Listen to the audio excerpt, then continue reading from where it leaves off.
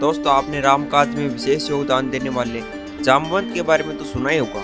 वो एक भालू थे, लेकिन क्या आप ये जानते हैं रींछ राज जामवंत भी करना चाहते थे भगवान राम से युद्ध। किसके पुत्र थे जामवंत? कैसे हुआ उनका जन्म? क्या वे हनुमान जी के समान पराक्रमी और बलशाली थे? कैसे वे रामायण से महाभारत काल तक जीवित रहे और क्या वे आज भी जीवित हैं? जामवंत के जीवन से जुड़े सभी रहस्यों के बारे में जानने के लिए इस वीडियो को संपूर्ण देखें।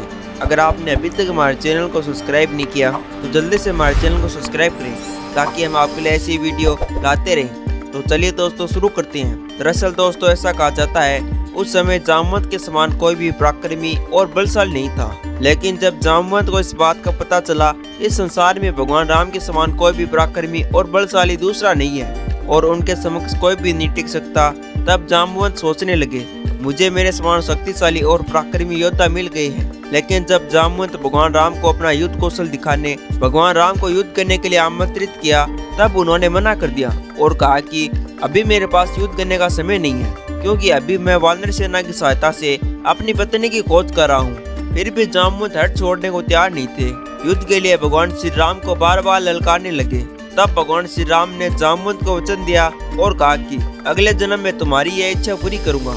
और फिर अगले जन्म में भगवान श्री कृष्ण अवतार में जामवंत और श्री कृष्ण का 28 दिनों तक युद्ध चलता रहा। इस युद्ध में श्री कृष्ण ने जामवंत को परास्त कर दिया और जामवंत की इच्छा पूरी हुई। क्या आप ये जानते हैं जामवंत किसके पुत्र थे? तो चलिए दोस्तों, हम आपको बताते हैं। इनका जन्म देवासुर संग्राम के दौरान देवताओं की सहायता के लिए ब्रह्मा जी ने किया था।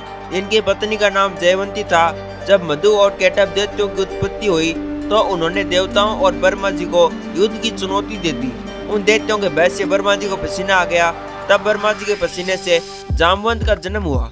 इसीलिए जामवंत को अंबुजात के नाम से भी जाना जाता है।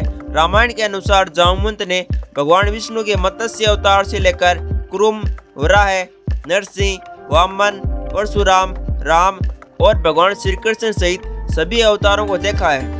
उनका जन्म सतयुग में राजा बलि के काल में हुआ था। जामवंत सतयुग से त्रेता युग में भी थे और अब द्वापर युग में भी उनके होने का वर्णन मिलता है। जब वानरों सहित हनुमान और जामवंत माता सीता की खोज कर रहे थे, तब समुद्र को लांघने के लिए हनुमान को अपनी शक्तियां समृद्ध दिलाने के लिए जामवंत ने कहा कि अभी भी मैं 60 योजन की छलांग लगा सकता हूं। और युवावस्था में तो मैं और भी ज्यादा पराक्रमी और बलशाली था। एक बार राजा बलि ने विश्व विजयी होने के लिए अश्वमेध यज्ञ किया। उस यज्ञ के दौरान प्रजा की इच्छा के अनुसार उन्हें दान दक्षिणा दी गई। तब भगवान विष्णु वामन अवतार में 3 पेड़ धरती भिक्षा में मांगी और राजा बलि ने दे दी।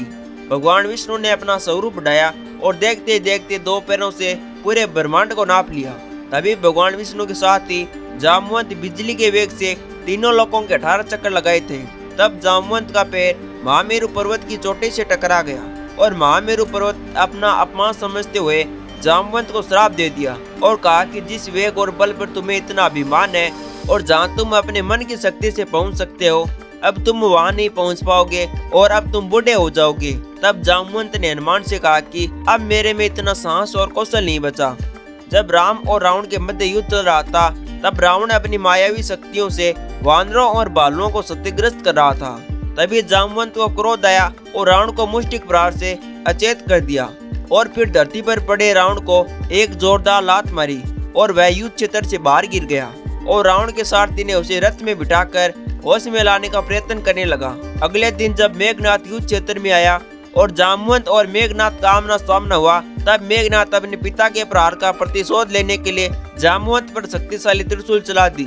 उस त्रिशूल को जामवंत ने एक तिनके की भांति पकड़ दिया और प्रति उत्तर में उसे मेघनाथ पर चला दिया और फिर मेघनाथ मूर्छित हो गया।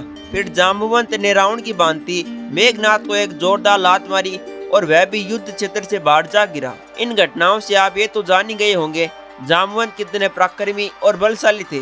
जामवंत महाभारत काल में भी जीवित थे। महाभारत के अनुसार सत्राजित के भाई प्रसेन एक बार समंतक मणि को अपने गले में धारण कर शिकार के लिए वन में गए।